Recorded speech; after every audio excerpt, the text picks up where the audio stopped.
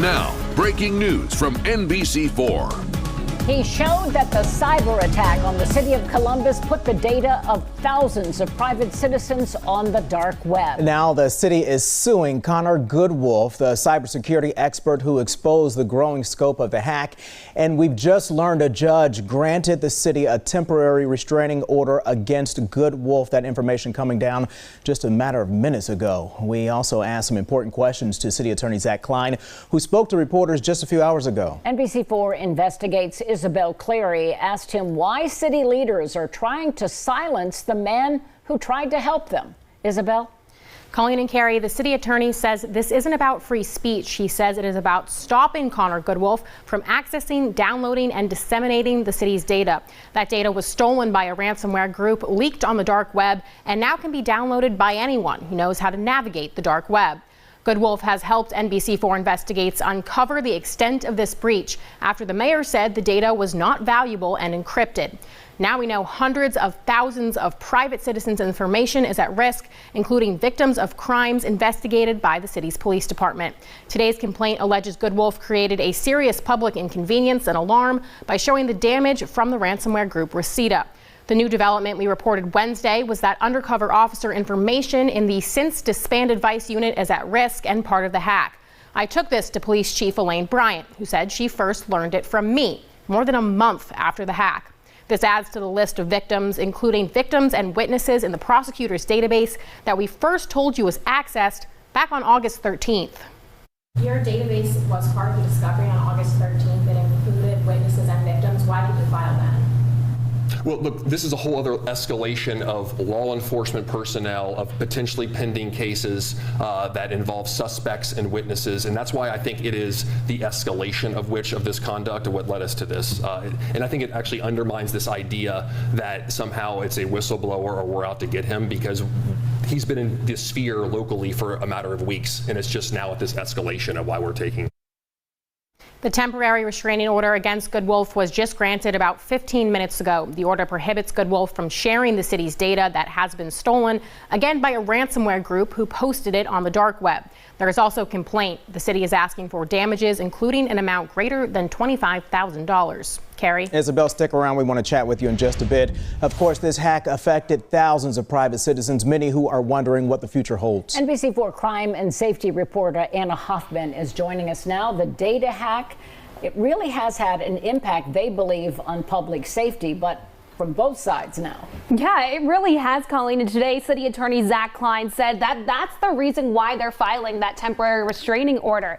And they say it's to protect employees and the people of Columbus. The city is offering free credit monitoring services to do that, but that only came after NBC4 Investigates exposed the severity of this hack. Private information of police officers, undercover officers are out there on the dark web.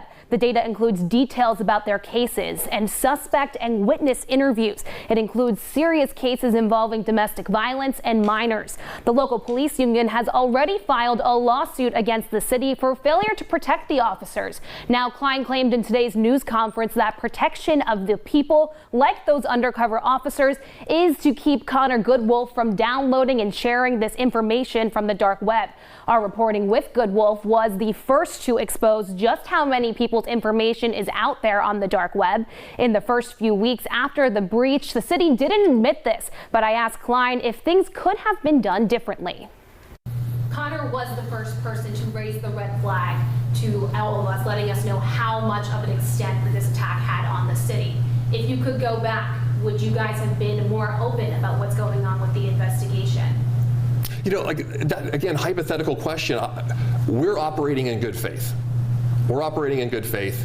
We're trying to download the same information that sometimes takes days or weeks to download. It takes a level of sophistication to go on this dark web. I don't know how many accounts you have, Anna, for the Onion server. I don't know how to do that. It takes a level of sophistication.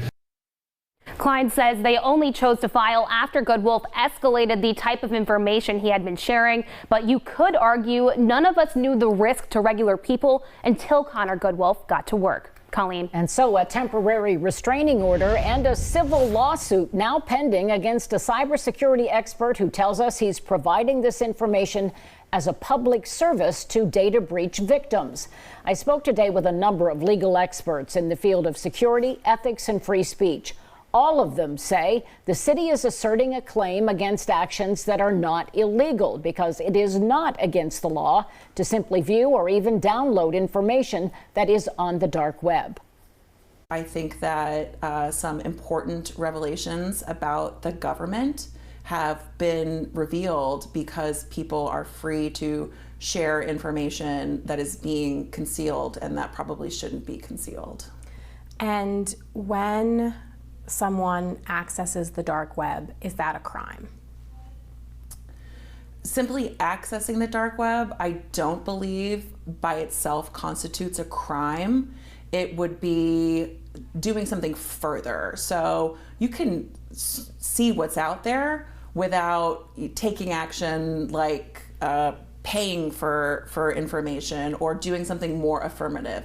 I think that more affirmative step would be what would kind of give you the culpable state of mind that would then constitute a crime.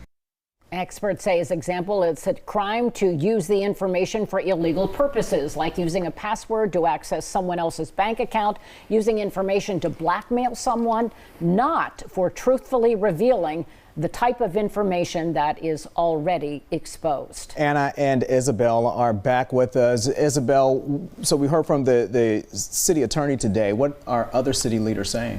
So almost daily now since this happened, I've been reaching out to the mayor and the director of technology asking for interviews because we obviously have a lot of questions. And today we did get that press conference, but I did not hear anything back from the mayor's office. And we did get a statement from him just a little bit ago. We do have that fully online, but that is really the only thing we've been hearing. And also, we've been talking to law enforcement over the past several weeks. So crime and safety, now they have to be worried about themselves, right? Yeah, they have to be worried about themselves, their personal information, cases that they've been dealing with. Like I said, that the police union here, they have filed a lawsuit against the city, but it's not just them, it's the witnesses, it's the crime victims who they've been talking to, their personal information, it's all out there. Anna, thank you so much. Isabel, both of you did great work on this story again today. We will have more on this story throughout the evening here on NBC4, and a reminder that you can sign up right now for credit monitoring if you believe you've been affected. More than 10,000 people have already done so. Just scan the QR code on your screen for more information.